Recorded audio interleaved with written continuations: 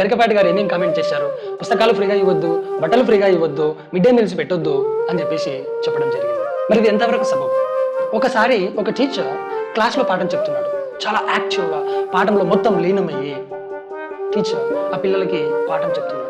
ఒకసారి చెప్తూ వెనక్కి తిరిగి చూశాడు.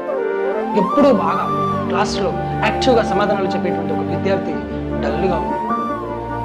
ఆ విద్యార్థి దగ్గరికి వెళ్ళి టీచర్ అడుగుతాడు, ఏంటి నాన్న ఈరోజు నువ్వు డల్గా ఉన్నావు, ఆన్సర్ చెప్పడం లేదు అని అడిగితే అప్పుడు ఆ విద్యార్థి, సార్ ఈరోజు మా అమ్మ నాన్న పొద్దుగాలే పనికి వెళ్ళిపోయారు సార్, ఇంట్లో అన్నం వండలేదు, అందుకే నేను తినకుండా వచ్చాను, ఆకలిస్తుంది సార్ అని అంటాడు. సో అప్పుడు ఆ టీచర్ ఎలా చెప్తాడు, ఉపదేశాలు ఎందుకులే, ఆకలితో ఉన్న కడుపుకు కుదిరితే కాసి అన్నం తింటాడు. కాబట్టి మిడ్ డే మీల్స్ అనేది చాలా మంచి కార్యక్రమం.